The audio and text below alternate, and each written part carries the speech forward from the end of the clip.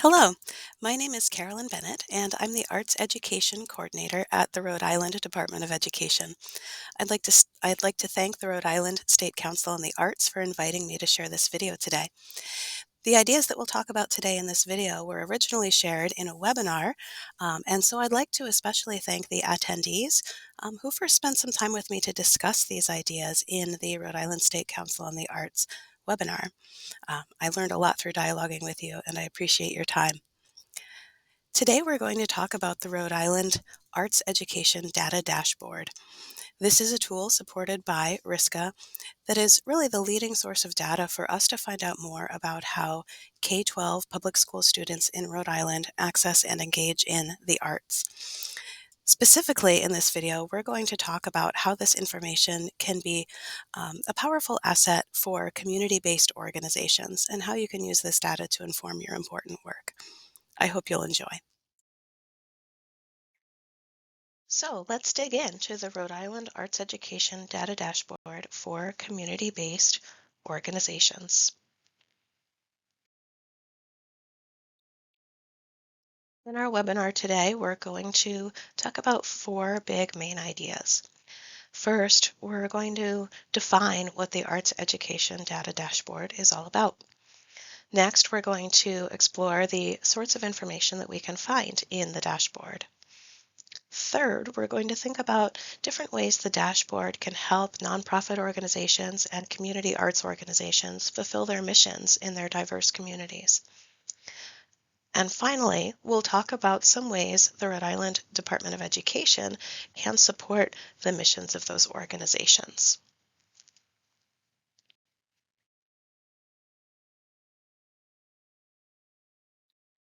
So, what is the Rhode Island Arts Education Data Dashboard? The dashboard offers information about curricular arts access and enrollment data. But we need to dig into that definition a little bit more because it's important to understand precisely what the numbers mean that we're going to look at when we actually go to the dashboard. So let's break it down.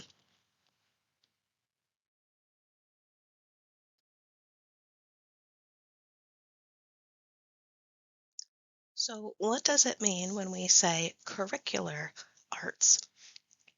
Well, curricular arts are part of the K-12 curriculum. So a shortcut to thinking about curricular arts is to ask yourself, would this show up on a student's report card or transcript? If the answer is yes, it's probably a curricular art. Curricular arts happen during the school day and are taught by arts educators and assessed so that students have a grade that reflects their mastery of the content.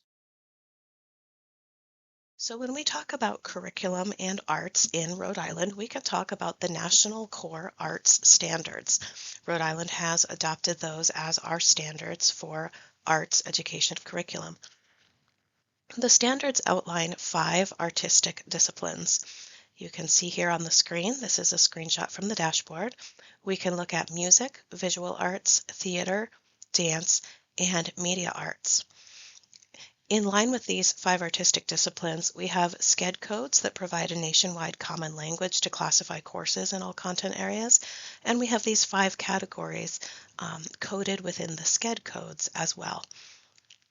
Now, as practicing artists, we know that there are many other art forms that might not fit into these 5 categories. For example, poetry. Poetry is certainly an art form, but in a curricular sense, it would fall under the curriculum area of English language arts and not the arts. So we do have a limited definition of the arts when we talk about a curricular artistic learning experience guided by the standards. Across all 5 artistic disciplines, we have some common threads that help us describe what should be happening when students are learning about and through the arts in these curricular courses. There are the 4 artistic processes. No matter what medium students may be working in, we believe that it's important to engage in the processes of creating, performing, presenting, or producing. Depending on what your discipline is, one word might fit better than a different one. responding to the arts, and connecting to other ideas and other people through the arts. And then we can break down each of these artistic processes into some anchor standards. Every student should engage in generating and conceptualizing artistic ideas and work, for example, as their first step in the process of creating. So when we talk about curricular arts, the National Core Arts Standards really steer the ship for us in showing us what students should be learning when they engage in the arts as a part of their school day. Now, I do want to pause and highlight for a moment that when we talk about curricular arts, we know that there are also extracurricular arts, which are incredibly valuable and important, but they're not reflected in this data. These are the courses that show up on a report card that are part of a student's school day. So a student might be having an extremely valuable arts learning experience. For example, if they're starring in the school play and they're rehearsing after school every day for a few hours, that's not going to show up in this data set. This data set is really about those formal curricular learning opportunities. So what do we mean when we say that students have access to arts education? Let's dig into that word a little bit.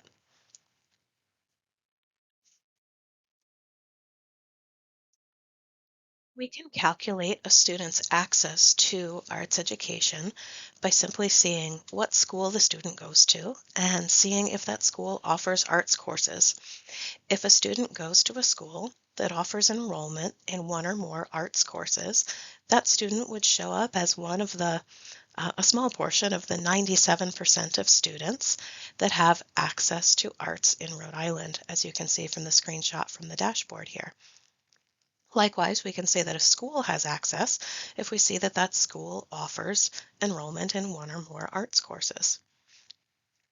However, we can take access a step further because in Rhode Island, we have regulations called the Basic Education Program, and that outlines what every student should be able to access in their K-12 education in Rhode Island. It has some specific guidelines about what students should be able to access in the arts in their K-12 educational experience in a public school. Through middle school, every Rhode Island student should have access to the visual arts and design and music classes. And at the high school level, every Rhode Island student should have access to multiple levels of coursework in visual arts and design, both in 2D and 3D mediums, and in at least one performing arts discipline. Now, there's a level of granularity there that is hard to get at when we're analyzing the data. So the way the dashboard calculates access to required arts is simply by determining whether students are offered enrollment in at least two different arts disciplines. So this does open up a small opportunity for a false positive if there is a school that is not aligned with the basic education program. For example, suppose there was an imaginary high school that offered courses in theater and offered courses in music, but they didn't offer any visual arts courses. On this data set, it would show up that those students have access to required arts because they do have access to at least two arts disciplines. However, we know that when we look closely at the language of the BEP, that those students actually don't have access to the required art form of visual arts and design. So there is a little bit of close reading that should be done if we want to determine with certainty whether students have access to the required arts as outlined in the BEP. And there are some other ways to visualize the data in the dashboard that can help us drill down and find this information. But except in those very small and specific situations that could hypothetically exist, we can see a couple different data points when we're talking about access. A student has access to the arts if they can have the opportunity to sign up for an arts course. And they have access to required arts courses when they have the opportunity to experience two or more arts disciplines as a part of their curricular school day. We can go back to our definition, and now let's unpack what the word enrollment really means when we look at this data. So, arts enrollment simply reveals how many students are enrolled and engaged in the arts. So, for example, if a school offers a dance course, um, 100% of the students in that school would be said to have access to that dance course. If 10% of the school signed up for that dance course and got placed in the course and they're taking the dance class, we would say that 10% of that school has enrollment in that dance course. So arts enrollment reveals how many students are actually doing the art, whereas access reveals how many students have an opportunity to do the arts. Now, when we look at these enrollment numbers, it's really important to think about the context, which can be really unique in each different school. So it's important to know your community. For example, um, every student might be able to take a certain course, but if it's scheduled at the same time as other courses that students need for graduation, it might be impossible for them to actually get it on their schedule and actually take the course. A student might have access to a course, but because of the teacher's schedule, maybe only a certain number of students can get into that course every year, and a lot of students are turned away. So it's easy to think about the engagement numbers in terms of this is the number of students that have chosen to engage in the course, but that's not always true. There's a lot else at play other than student choice, scheduling, teacher availability, and other logistics. So as we look at all the data in the dashboard, it's important to remember that data can enhance what we understand about a community, but it can never replace that personal understanding of the context within our students' schools. All right, so now that we have exhausted that definition, we know that the Rhode Island Arts Education Data Dashboard offers us curricular arts access and enrollment data. So what are some of the things that are not in the dashboard?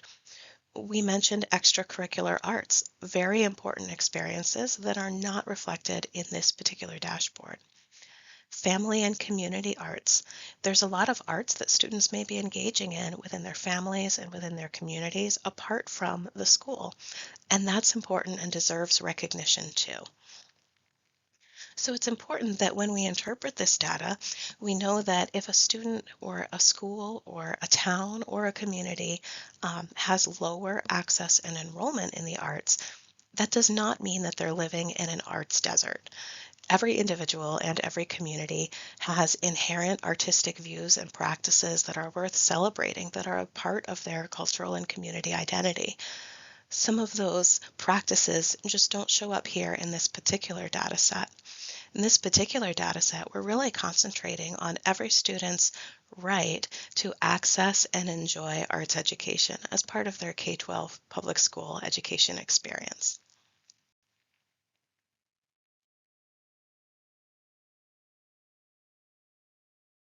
So now for hopefully the more interesting part of today's video, what information can we really find in the dashboard?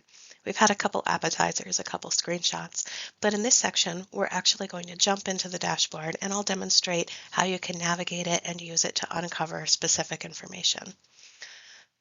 Some of the things that we'll discover together are differences in courses, difference in geography from town to town, differences between grade levels, between income densities, race and ethnicity densities of our student bodies, and gender.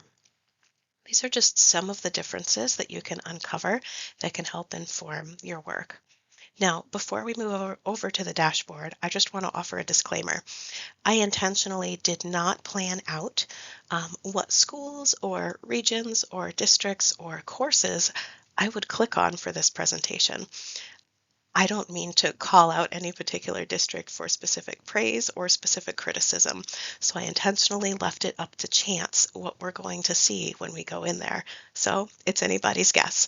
But I just wanted to make sure to communicate that my intention here isn't to make a statement about any particular situation that our Rhode Island students are experiencing, but rather just to give us some examples of how we can uncover our students' realities through the dashboard.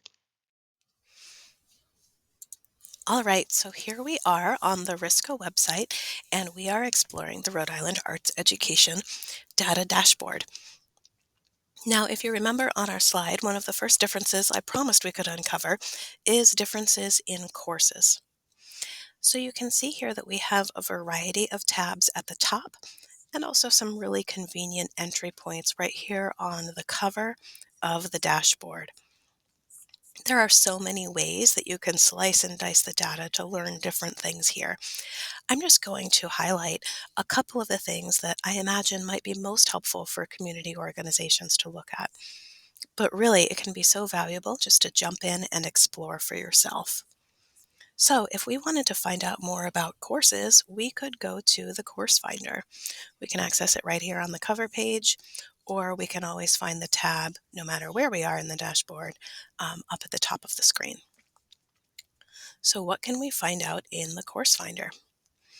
Unfortunately, while my video is rolling, the dashboard is going to load very slow, and I apologize for that. Here we go. We are in the Course Finder. So we could filter down to see all sorts of different courses. Again, these are based on SCED codes, which is a national system of coding different kinds of courses. There might be much more creative names that are used locally. The example I gave for a vocal ensemble, students might not sign up for a course called vocal ensemble in their school. Their course might be called the Singing Lions or something like that. But we know, because SCED gives us the common language, that that course should be coded as a vocal ensemble. So here we have all the different courses that students might be engaging in within the 5 artistic disciplines. If we're interested in looking at a particular course, we can click on it and we can see what courses, what schools offer that particular course.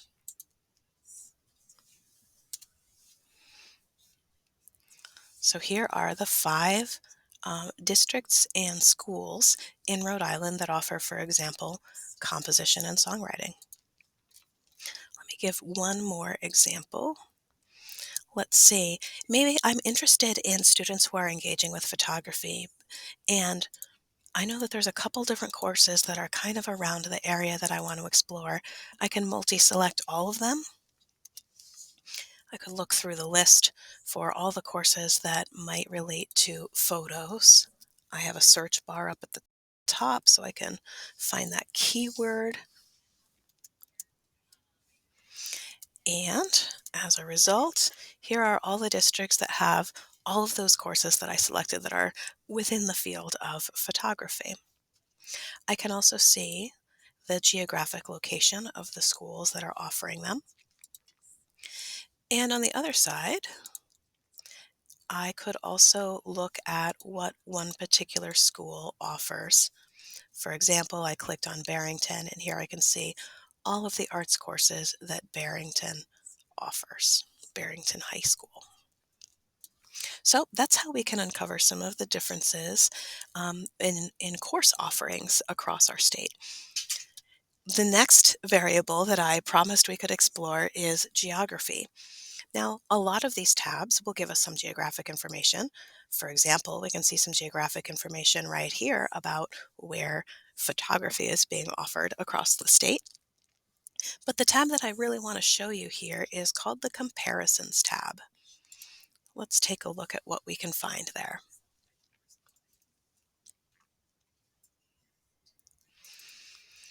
So here we can see each LEA or district, each county, and then each LEA or district is here. And then each of these blue dots represents a school within that LEA. And here we're finding out more about the overall arts enrollment rate. So we can look at any particular district. Again, I'm just going to choose randomly. Here's South Kingstown. We can see that the high school has a 79% enrollment rate. Curtis Corner Middle School has 91. We see that the light pink line shows us the average, which is at 95. And we see Wakefield School, Peacedale School, etc. A lot of elementary schools over here, all the way at 100% arts enrollment, which is fantastic, of course. So this is one way that we can find out more specific information geographically about places that might be local for an organization's particular work. If I click into a district name, then we'll see some fields down here that can help us dig in a little more about that particular geographic area. So we can see how many schools there are, their arts enrollment rate, the percentage of schools that are given access to required arts. We can see FRL eligibility. That tells us the percentage of students there that are eligible for free or reduced price lunch. So that can be an indicator of the overall wealth of the area. We can see how many arts teachers there are. And we can see enrollment by grade level and enrollment by discipline. So for example, we can see that more students are enrolled in visual arts than music, media arts, or theater in Smithfield. The next variable that I promised is grade level. So let's take a look at that. We're going to come up here to trends over time. We did see a little bit about grade level on the previous screen. I remember seeing Smithfield. We looked at the bottom of the screen where we could see middle and high school. So there's a lot of crossover between these tabs. So again, it's really worth your while to explore. And I'm just giving you some convenient entry points for different things here. So here we have all counties and all grade levels. And all of our screens have this nice, oh, let me bring it back here for a minute, this nice um, funnel shape at the top, and we can use that to kind of neck down the data. So if we wanted to look at a specific grade band, let's say our organization mostly serves elementary school age students, that's who we want to focus on.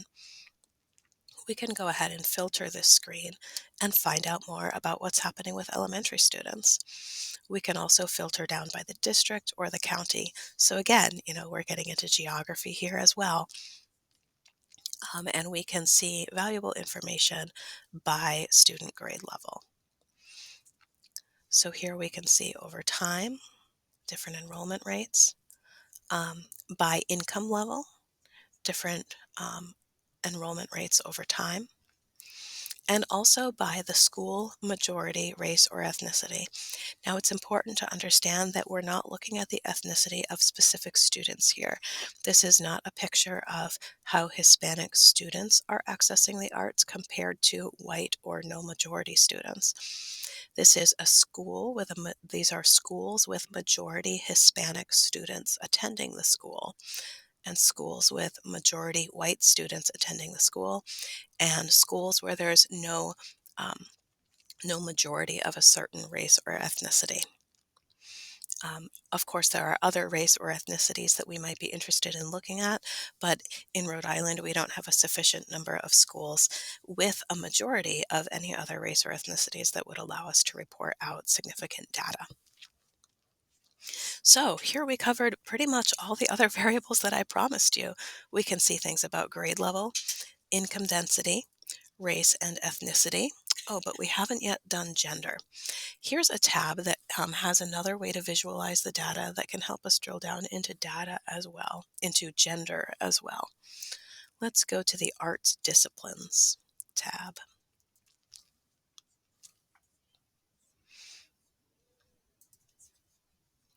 Again, we're seeing a lot of crossover in just different ways of visualizing things. So here we see this long list of courses Right now, we're specifically looking at music. Just as easily, we could specifically look at media arts, and we can see all the courses that we were able to see on the Course Finder tab earlier. But we can drill down and we can see a little bit more about the rate that females versus males are accessing media arts enrollment. Also, more about the free reduced lunch category. Now, this is not individual students who need free or reduced price lunch, but this is the prevalence within the whole school. So, the high category is schools in which a high percentage of the population qualifies for free or reduced lunch. In other words, this might be a school that serves a lower income community, but that's not individual students. Here we do see more race and ethnicities, and that's because we can break this down here at the student level. So we can see within media arts, what are the race or ethnicity, the cultural backgrounds of students who are enrolling in media arts courses, and we can see who's enrolling at different grade levels. We can also see by county, going back to that geography piece, and of course we could do the same for any artistic discipline that we're particularly interested in.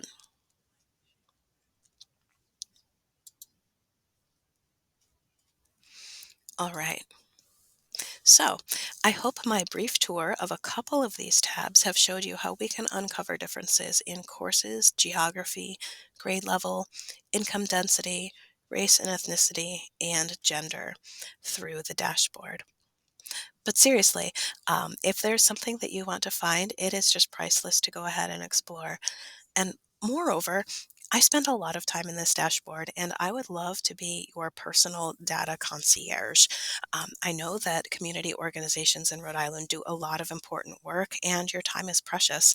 I would love to talk with you anytime if you're looking for specific data, and I would love to help find that for you. And we'll be talking a little bit later to make sure that you know how to contact me. So I hope that as we explored the dashboard together, your brain just started firing with ideas about information that you can specifically find that can help you as a community arts um, member in the work that you do. And when we had a webinar on this presentation, it was so great to hear from so many different community arts members with ideas about how they can use this data to help enhance what they're doing in their communities. But in the absence of a two-way conversation, I just want to take a moment in this third section to think about how can the dashboard help you fulfill your mission? How can finding out this information about the way students K-12 in Rhode Island experience the arts within their school day, how can that help you in what you do, which might happen outside the school day or coming into the school day as a support member? Here are a few examples, but the most important examples are going to be the ones that you can generate yourself and with your team that are specific to your unique situation. As an example, maybe I want to produce an advanced theater work with high school students in a summer program. If I know which high schools have thriving theater programs, then I can reach out to them specifically with the opportunity so students who are ready for the challenge and are interested in the work get to hear about it. So one thing that I might do is I might go to the Course Finder tab and I might look for courses that seem to talk about advanced theater. So for example, theater directing or stage managing. If I can narrow down to those courses and see what schools are offering those courses, that's a place that there's probably students who are ready to engage in that higher level theater opportunity that you want to provide them.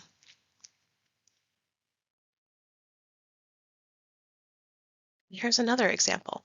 Maybe I know my local community is underserved in the arts, and I'm looking ideas to offer a new youth program, maybe in the nights or weekends.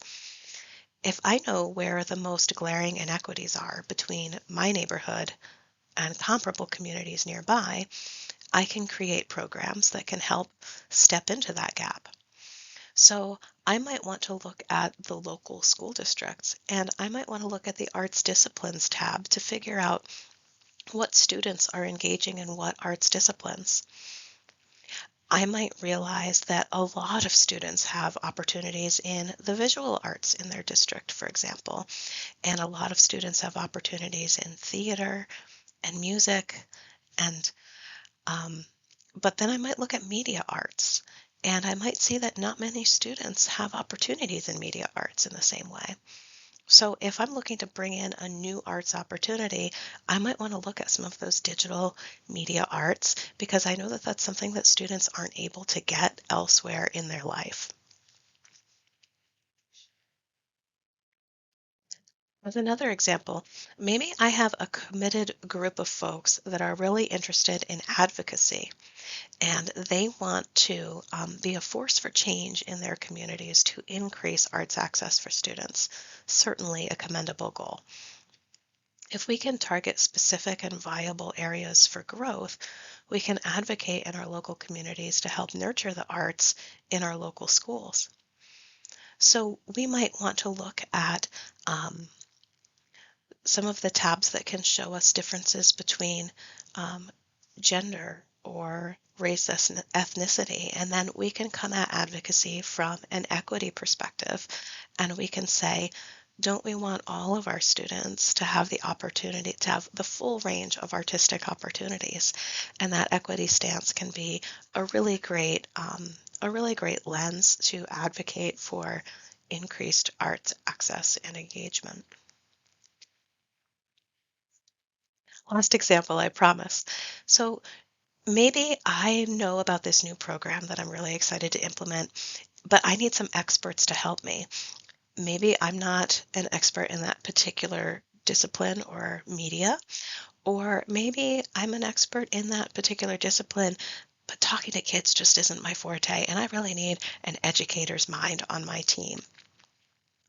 If I can look and find out, okay, where in Providence is animation being taught? I can find those schools, I can find those professionals, and then I can talk with them and I can get connected with the people that are going to help me develop the team to make my mission successful. So just a couple examples. And I said last one, and I promised, I think, but I did just want to put one more nugget in your mind because after all, it is Riska who invited me to share this webinar today. So I do want to talk for a minute about grants because that's an important part of the work that Riska does for our state. And so I want to encourage you to consider how this data can strengthen organizations' approaches to grant writing, whether that's grant writing at the state level, at the local level with nonprofits, or even nationally. When we use data, we can make a very strong case for the community's need for a specific program. We can even use data then on the back end to contrast and see the impact that our programs have had in our communities over time, which is just simply awesome. So I really want to encourage you as you think about the mission of your organization and when you think about how you're going to strategically find support to help you reach those goals, think about the role data can play in setting your goals, finding the talent you need on your team to help reach those goals, and also contextualizing your case to people who can and organizations who can support your work. I hope these are just a couple ways that the data dashboard can be helpful for you in what you do. And finally, we come to the fourth section of the webinar. How can the Rhode Island Department of Education support community-based arts education work happening across our state? First of all, I just want to say, don't be a stranger. As I said earlier, I love to access this data. I do it a lot. And if it's going to take you a lot of time to uncover the information you need, let me be your data concierge. You can reach me anytime at arts@ride.ri.gov. And I'd be happy to talk with you about your work and how the Rhode Island Department of Education specifically can support you and help you find the information you need to make an impact in students' lives. Specifically, here are a few programs that the Rhode Island Department of Education is currently engaged in that might be relevant to the community work that arts organizations support. We are publishing an arts curriculum framework that advocates for standards-based arts education and outlines the way that should look in Rhode Island schools. There's currently a public draft available. It should be a final copy just about any day. And it outlines the curriculum materials, instructional practices, and assessment practices that should be implemented in Rhode Island public arts education programs. That document talks specifically about how the information in the document can be useful to community arts organizations as well. It can be helpful to understand what our approach is to arts education in school, because it can be helpful for there to be some similarities in how we approach arts education outside of school. And also because sometimes there's unique opportunities outside of school to do things in a different way to serve students from a slightly different angle. So I encourage you to check out that document if you would like to know more about the arts standards and how we teach the arts in Rhode Island. And again, you can reach out to me anytime if you would like to discuss the ideas in the arts curriculum framework. Another ongoing effort is the readiness-based secondary regulations. These are going to go into effect for the class of 2028, and the regulations specify that all graduates should take at least one arts course and graduate proficient in the arts. The regulations also open up some exciting opportunities for students to receive credit for work-based learning and other real-world learning opportunities. So I think the graduation requirements are a really fertile field for community organizations to think about the role they can play in preparing students for their college and career experiences that will come after high school. And again, if you would like to talk about those graduation requirements and the secondary regulations, please email me and I would love to dialogue with you. And finally, in 2022, you may have heard of the Arts Initiative, in which every district received $10,000 or more in grant funding to support the arts in their schools. The Rhode Island Department of Education published a guide that featured some community organizations that could support schools in using these funds to make the greatest impact on their students. Coming soon, there is not a date that I can share quite yet, but coming soon there will be Act 2, a second round of funding with the Arts Initiative Grant Program. This round will be a competitive grant opportunity, and it will be an opportunity for districts to explain how they would use additional funding to enhance arts education in their schools. I know that our arts community organizations can play a really important role in those plans and how that funding will enhance arts education for our students. So finally, I'll put that contact information back up on the screen, arts@ride.ri.gov. And I would love to talk with you about the Arts Education Data Dashboard or any of the other ways that your work intersects with K-12 education in Rhode Island. I would just like to thank you for viewing this presentation today, and most importantly, to thank you for all the work you do on behalf of the arts and on behalf of students in our state. It's important work, and I'm glad that you're engaged in it. I hope that the resources that I was able to show you today can help empower that work to continue in the best way moving forward. Thank you.